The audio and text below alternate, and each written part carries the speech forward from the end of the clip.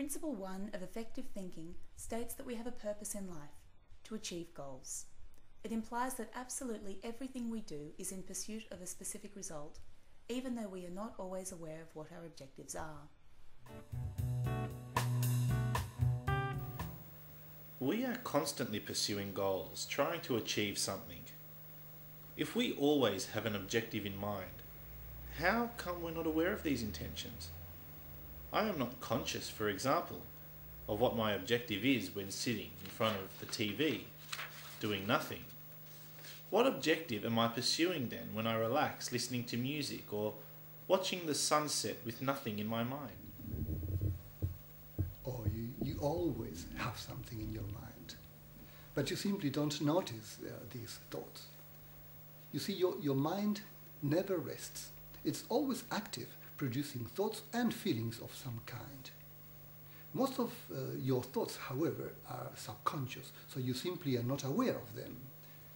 At any given time, you have several thoughts competing with each other for your attention. You only become aware of the thoughts that prevail. And, well, this particular thought creates a feeling and the intention to execute the actions to fulfill this intention. And this is the objective you are pursuing at this particular time. When you relax in front of the television or watching a sunset, it's because you have created this intention with your very thoughts. You are not aware that this is your objective because it was all generated at subconscious levels, but it was with your own thoughts that you prompted these actions. Following the same process, your subconscious makes you work towards objectives such as preparing well for an important appointment or missing the appointment, have a pleasant evening with your wife or have a confrontation with your wife, fill in your saving account with money or incurring more debts. With your thoughts, you are constantly creating either your successes or your problems. But you are oblivious to this because these thoughts are processed beyond your level of awareness. Yes, but if we do these things subconsciously, that is, without thinking, then we are not really exercising free will, are we? Yes, we are. And this is a fundamental concept in developing mind power. Let's go back for a moment to the example we used before about catching a tennis ball. Someone throws a tennis ball to you. What you experience at that moment is only an intention, a thought to catch the ball. But it is your inner mind who executes the required actions. Extend your arm, clench your fist, correct your body posture. For all these subconscious actions to be executed, you needed your intention first. Your inner mind needed your instructions. And these instructions, your thoughts, are your free will. With your decisions, you are constantly exercising free will. But you do it so naturally and automatically that most of the time you simply don't see the connection between your free will and your actions. Your mind is constantly executing mind power. It does it because it is constantly following the instructions you feed to it through your thoughts. But as the old saying goes, if you only use this power for good and not for evil, if you could only use this mind power to generate success, money, love, health, instead of problems, you use mind power and free will to catch a tennis ball. You also use mind power and free will to achieve everything else.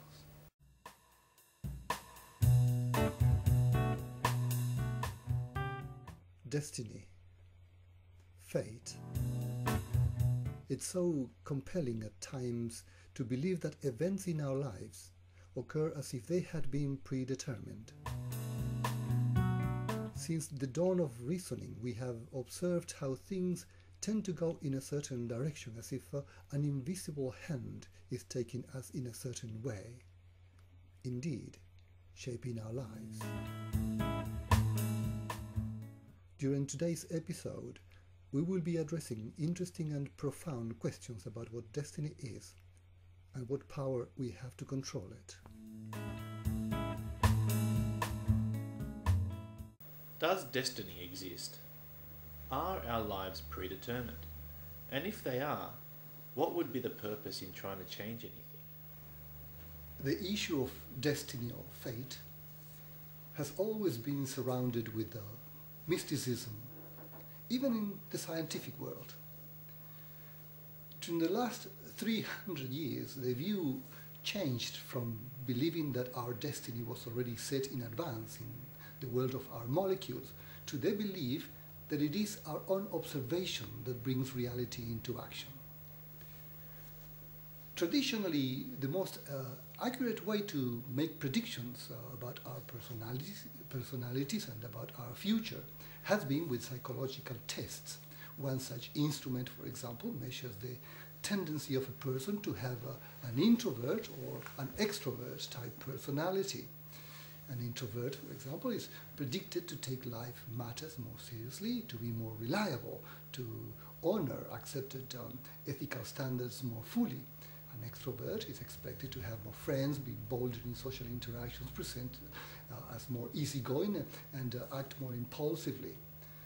But these results are far from being 100% accurate, even with the occupational tests, those used to screen individuals with the right qualities and skills for specific jobs.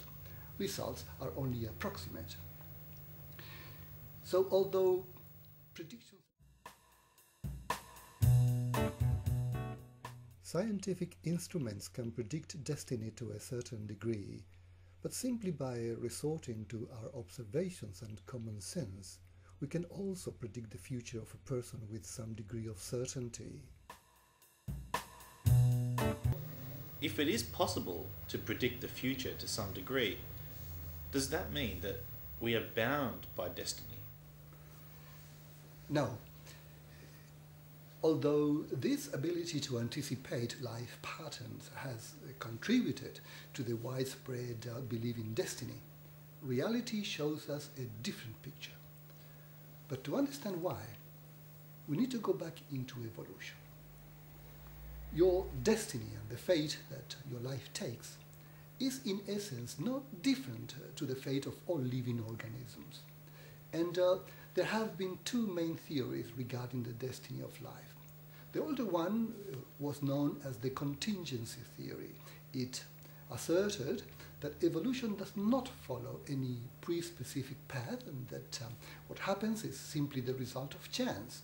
According to this view, if we were to rerun the evolution of life on Earth, we would end up with something completely different to what we see today, a completely unpredictable result. We humans, for example, could be very different or even not exist. We now know that this view of life is not very convincing. Scientists feel a lot more comfortable with what is called the convergence theory. It asserts that given similar environmental conditions, species tend to evolve similarly as well, that is, converging towards a particular form.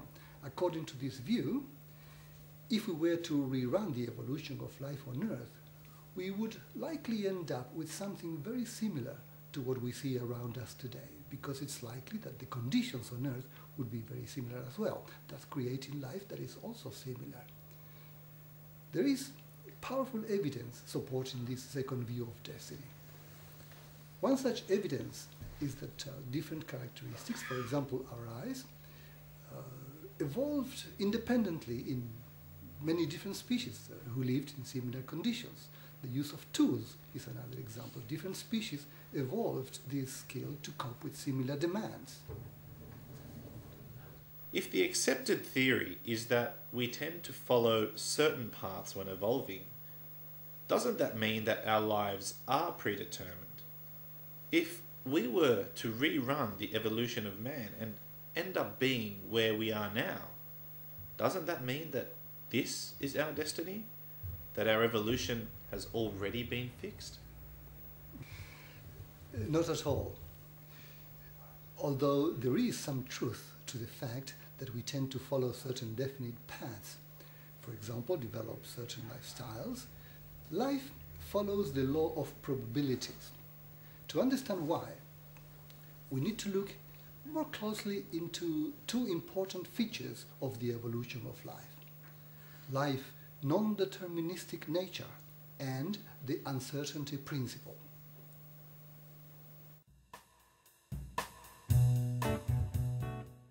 It was Isaac Newton who first attempted to convince people that if we had a machine sufficiently powerful to make the necessary calculations regarding the location and movement of all particles in the world and the universe, we would be able to predict their future positions and, in theory, calculate the precise state of the universe at any time. This deterministic view endorsed the notion that the fate of the world is set in advance, and that if we had the right technology, the future could be accessed.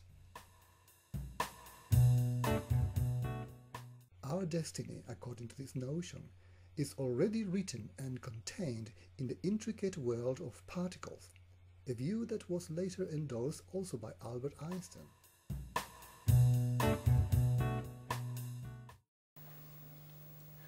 What Isaac Newton proposed was very interesting. Imagine a game of snooker. If you could calculate the exact position and velocity of the ball that you hit, you should also be able to calculate where all the balls will end up after your shot.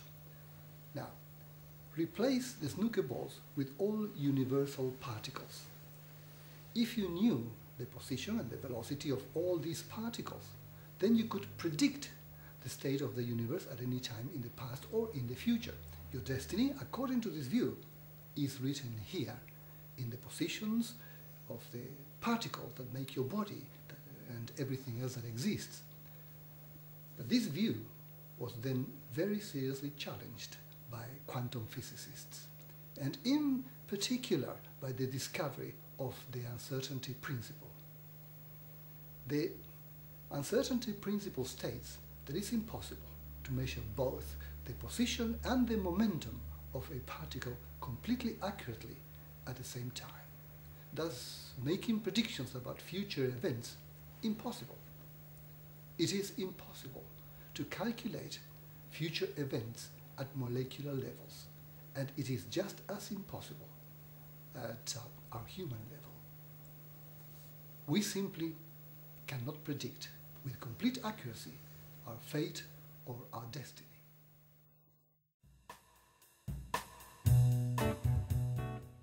But an even more profound principle threw a final knockout punch at the notion of predictability.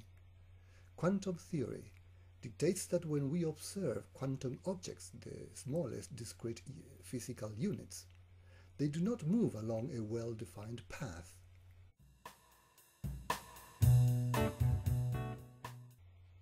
We can only estimate the probability, that is, how likely it is that the observed object will be detected in a given spot at a future time.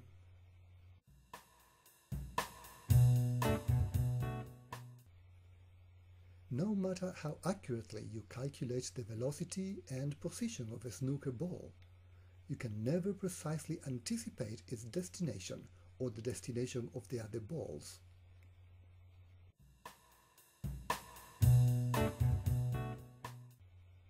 The destiny of a particle cannot be predicted, and this compels us to acknowledge that the future is unpredictable at all levels of existence, including at our human level.